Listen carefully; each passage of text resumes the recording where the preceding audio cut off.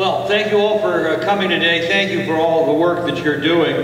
Before we get to water, I wanted to begin with a few words about fire, because I believe that the problems that we're facing with the increasingly fierce and intense forest fires of the last few years are integrally related to the same regulations that have caused the enormous suffering both before and during this drought. As you know, we're suffering an era of increasingly fierce and intense forest fires. The droughts compounded the problem, but this was building long before the drought began. And it comes down to this. Over the last 30 years, we've seen an 80% decline in surplus timber harvested out of our national forests. And in the same period, in the same proportion, we've seen a concurrent and concomitant increase in acreage destroyed by fire. An old forester once said, all of that timber comes out of the forest one way or another. It is either carried out or it is burned out, but it comes out. When we carried it out, we had healthy forests and a thriving economy. But in the last 30 years, our forests have been consigned to a policy of benign neglect, or they've become dangerously overgrown, and that excess is now burning out. When we carried it out, we had a steady revenue stream coming back to our forests that provided for the removal of brush and snags that don't have commercial value. After a fire, we could salvage dead timber while it was still valuable so that we could pay for replanting. Small timber crews dotted the mountains and well-maintained timber roads assured ready access. When they spotted a fire on a nearby ridge, they loaded up their equipment, they traveled a short distance over good roads, they put the fire out, and they went back to work. Today those roads are closed, the crews are gone, and the trees in our forests fight for their lives in horribly overcrowded conditions, becoming fuel for fires and food for pests. The laws that have driven this dangerous policy shift are exactly the same ones that bring us here to discuss our water policy. They cry out for reform. I think Eric Hoffer had it best when he observed that every great cause begins as a movement, becomes a business, and degenerates into a racket. Well, that's the story of the environmental movement, organized to address some very real problems that gradually crossed the line from sound public policy to political extremism. But I do sense that today the tide is turning, and that's what brings us here today, where we're gathered to talk about water during one of the worst droughts in California's recorded history. And the obvious question arises, if we can't make progress now on this issue, when will we? Here's the simple truth of the matter. Droughts are nature's fault. They happen. But water shortages are our fault. We haven't built a major on-stream reservoir in this state since 1979 with the new Malonis, and in the meantime, the population of this state has nearly doubled. And the truth is, we will never solve our water shortage until we start building dams again. And we will not build dams again until we completely overhaul the environmental laws that have prevented their construction now for some 3 decades. You know, most people think the Colorado River is the mother lode of all water in the western United States. You realize the Colorado River is a junior sister to the mighty Sacramento. Sacramento is a larger water system. But the difference is we store 70 million acre-feet on the Colorado, and we only store 10 million acre-feet on the Sacramento. Most of the rest is lost every year to the Pacific Ocean. The fact is, water is not in short supply. The problem's not a shortage of water, we have a superabundance of water. Nature produces 45,000 gallons of fresh water every day for every man, woman, and child on this planet. The problem is that water is unevenly distributed over both time and distance. We build dams to move the water from wet years to dry years, and we build aqueducts to move it from wet regions to dry regions. We do not build these projects so that the water can be more efficiently dumped into the Pacific Ocean.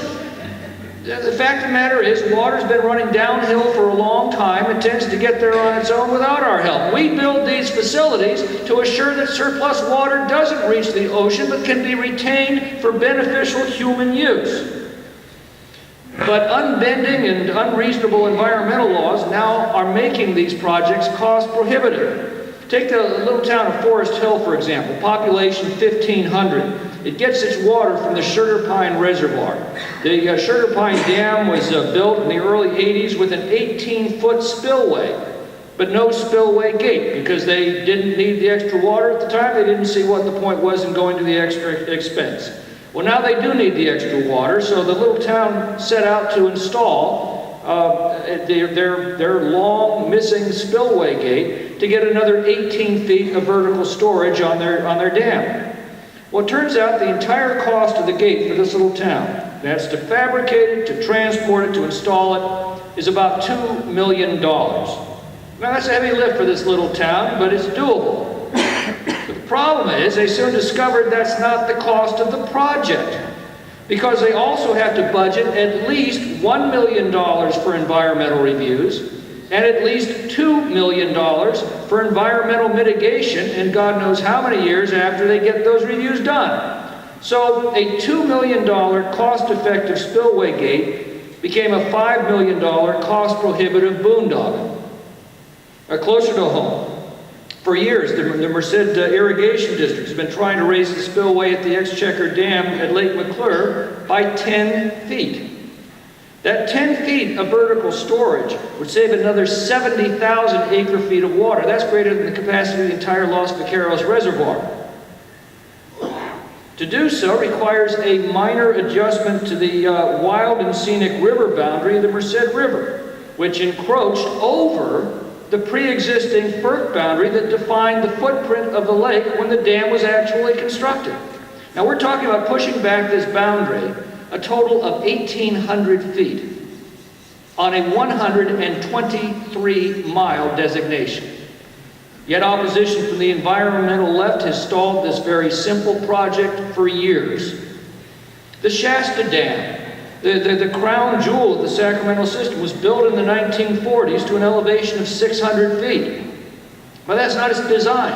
It was designed for 800 feet. We built it to 600 feet because that's all we needed at the time.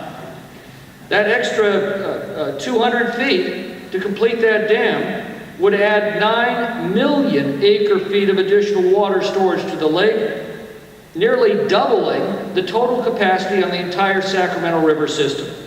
Yet for the last 20 years, endless environmental studies have stalled a proposal not to add the 200 extra feet that the dam was designed for.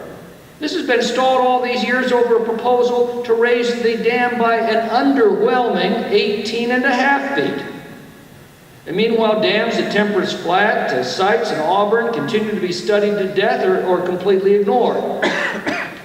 The good news is, I think we're finally starting to turn the corner on this lunacy. As Dr. Johnson said, when a man is to be hanged in the morning, it concentrates his attention remarkably. And so it is with drought. Just a few years ago, both the Brown administration in Sacramento and the Obama administration in Washington were pushing to destroy perfectly good existing dams, including 4 hydroelectric facilities on the Klamath River. You might notice you don't hear those calls much anymore, do you? As recently as 2010, politicians were seriously proposing tearing down the Hetch Hetchy Dam that's the principal water source for all of San Francisco. Now, I do admit that there is a certain poetic justice in that proposal, but we mustn't lose sight of the fact it's completely crazy.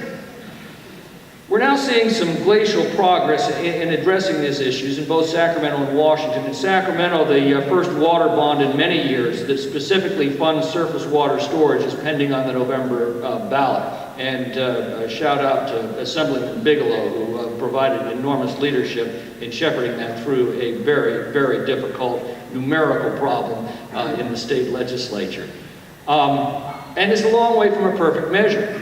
But it's as good as it's going to get in California, given the legislature that we have. It's a $7.5 billion water bond that spends $2.7 billion for actual new water storage. Now, I know that might sound, well, not so great, but remember, that is $2.7 billion more for water storage than the multi-billions of dollars of water bonds that we've approved and spent in recent years.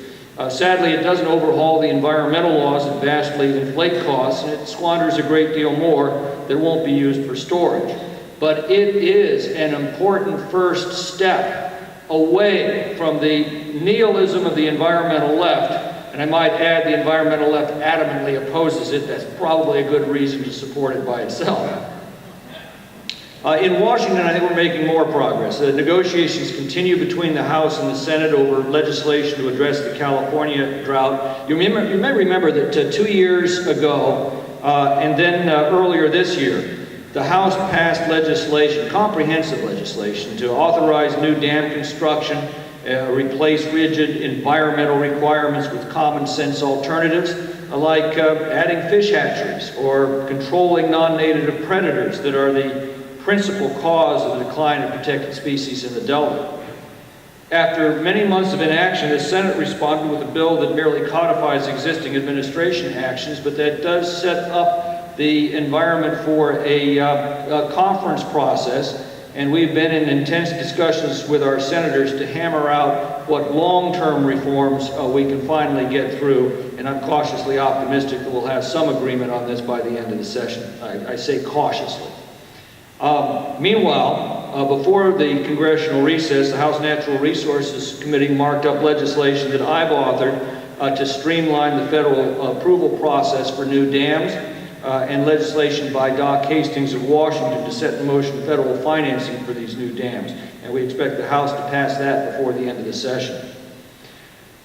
But we have to keep in mind that none of these measures will solve our self-induced water shortage until we address this fine point of it all. Earlier this year, the Natural Resources Committee held a hearing on this subject in Fresno. And Fresno, as you know, is ground zero in the fight to produce more water for our state. And here's the fine point of it. Every expert who testified told us that we cannot solve our water problems until we completely overhaul the Endangered Species Act. That doesn't mean repealing it, but certainly we ought to be able to agree on certain common sense reforms, like allowing hatchery fish to be used to meet species counts under the ESA, promoting non-native predator control, allowing warm water fisheries to replace cold ones in hot regions like the San Joaquin Valley.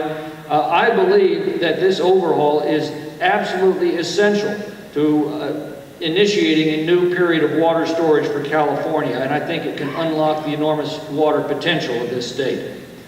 I say again, droughts are inevitable. Water shortages are a choice. They're a choice that we've made by adopting these laws, and they're a choice we can unmake by changing these laws. And meanwhile, it ought to be self-evident that in this extreme drought, we have at least to need to be very careful about how we manage the dwindling water that remains behind our dams today. This drought has devastated more than 500,000 acres of the most fertile farmland in America. In communities like Sacramento, water police go door to door to enforce conservation measures. In fact, there's even a mobile app to report neighbors to city authorities so they can be fined for wasting a gallon of water on their lawn on the wrong day. Yet in April, the Bureau of Reclamation released more than 70,000 acre-feet of water on the American and Stanislaus rivers to adjust water temperatures so that they're just right for the fish. Now, to add some perspective, 70,000 acre-feet of water is enough to meet the annual needs of a city with a population of 500,000. These water releases are so enormous they're called pulse flows. They generate such swift currents that local officials have to issue safety advisories warning the public to exercise extreme caution when they're on or near the rivers. And in just the last few weeks, an additional 50,000 acre-feet of water was lost on the Klamath River for the same reason, in the middle of the worst drought that we've recorded, at a time when we know that our supplies are dwindling and we are facing a perilous future. They're still blindly releasing tens of thousands of acre-feet of water for the amusement of the fish. Unrealistic laws like the Endangered Species Act that are administered by uncompromising officials have now crossed from good intention to dangerous policy, and this folly cries out for fundamental reforms. And once again, the principal culprit is the Endangered Species Act. And one of the ironies is that before we built the dams, in a drought like this, there wouldn't be any rivers, and there wouldn't be any fish. There is nothing more damaging to a riparian habitat than a flood or a drought. And before we tamed this cycle by building dams, species often went extinct under the harsh rules set by Mother Nature. So while homeowners desiccate their lawns and gardens and clog their shower heads with flow restrictors to save a few extra gallons of water, their government thought absolutely nothing of wasting 23 billion gallons of water to lower temperatures by a few degrees on the rivers. This frivolous and extravagant water wastage from our dams mock the sacrifice that our citizens make every day to stretch supplies in this crisis. In turn, they undermine the government's credibility and moral authority to call for stringent conservation and hardship by the people. So I repeat this simple truth: California's chronic water shortages will not be solved without additional storage. And despite an abundance of suitable and affordable sites, opposition from environmentalists and the laws they've brought have delayed these projects indefinitely and made them prohibitively costly. Perhaps at least the public can draw from this tragic waste a lesson in how unreasonable are our environmental laws and regulations, and just how out of touch are the policymakers responsible for them. California is at a crossroads, and it's time to choose between two very different visions of water policy. One is the nihilistic vision of the environmental left: increasingly severe government-induced shortages, higher and higher electricity and water prices, massive taxpayer subsidies to politically well-connected industries, and a permanently declining quality of life for our children, who will be required to stretch and ration every drop of water and every watt of electricity in their bleak and dimly lit homes. The other is a vision of abundance, a new era of clean, cheap, and plentiful hydroelectricity, great new reservoirs to store water in wet years to assure water abundance in dry years, a future in which families can enjoy the prosperity that abundant water and electricity provide and the quality of life that comes from that prosperity. It's a society whose children can look forward to a green lawn, a backyard garden, affordable air conditioning in the summer and heating in the winter, affordable groceries at the grocery store, brightly lit homes in cities, and abundant and affordable groceries from America's agricultural cornucopia. This is the vision that TuCare has kept alive all these years, and it's a future I am certain that most of us here today will live to see because of all that you have done and are doing and will do to see that that future is secured. Thank you all very much.